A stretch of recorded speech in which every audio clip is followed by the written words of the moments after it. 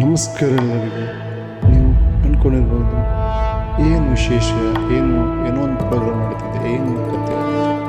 S, ಇದೊಂದು ತುಂಬ ನನಗೆ ವಿಶೇಷವಾದಂಥ ಇವತ್ತು ಒಂದು ಪ್ರೋಗ್ರಾಮ್ ನಡೀತಿದೆ.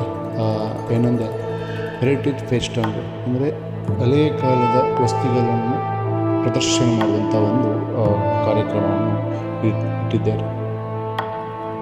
ನಿಮಗೀಗ ಯೋಚನೆ ಬಂದಿರ್ಬೋದು ಎಲ್ಲಿ ಅಂತ. ಇದು ನಮ್ಮ ಮ್ಯಾಂಗ್ಳೂರಿನಲ್ಲಿರುವಂತಹ ಪ್ರತಿಷ್ಠಿತವಾದಂಥ ಒಂದು ವಿದ್ಯಾಸಂಸ್ಥೆ ರಾಷ್ಟ್ರೋತ್ಥಾನ ವಿದ್ಯಾ ಕೇಂದ್ರ, ಇದು ತೊಕ್ಕೊಟ್ಟು. ಸೊ ಇಲ್ಲಿ ಹಳೆಯ ವಸ್ತುಗಳ ಒಂದು ಪ್ರದರ್ಶನವನ್ನು ಇಟ್ಟಿದ್ದಾರೆ.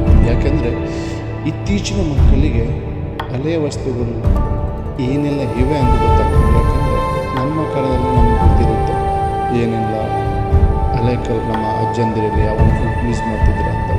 ಸೊ ಅದೇ ರೀತಿ ಇವಾಗಿನ ಮಕ್ಕಳಿಗೆ ಗೊತ್ತಾಗುತ್ತೆ ಯಾವುದು. ಅದರಲ್ಲಿ ಕೂಡ ನಮ್ಮ ಹಳ್ಳಿ ಮಕ್ಕಳಿಗಾದರೆ ಸ್ವಲ್ಪ ಅದು ಗೊತ್ತಿರುತ್ತೆ. ಅದೇ ಸಿಟಿ ಕಡೆ ಹೋದರೆ ಆ ಮಕ್ಕಳಿಗೆ ಗೊತ್ತಿರುತ್ತೆ.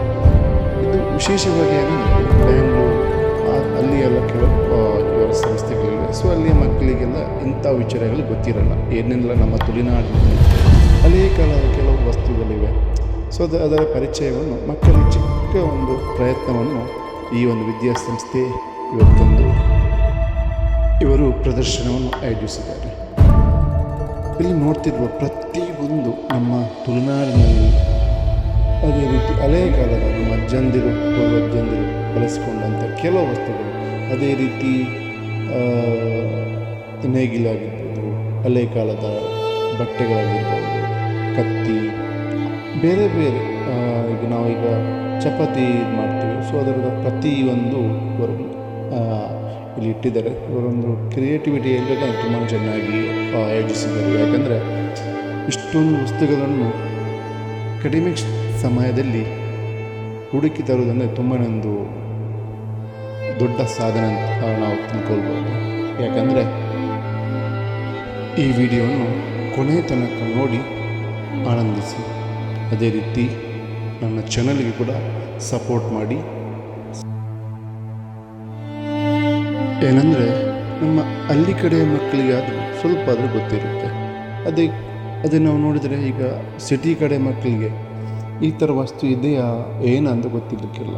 ಸೊ ಅದಕ್ಕೋಸ್ಕರ ಈ ಒಂದು ಪ್ರೋಗ್ರಾಮನ್ನು ತಯಾರಿಸಿದೆ.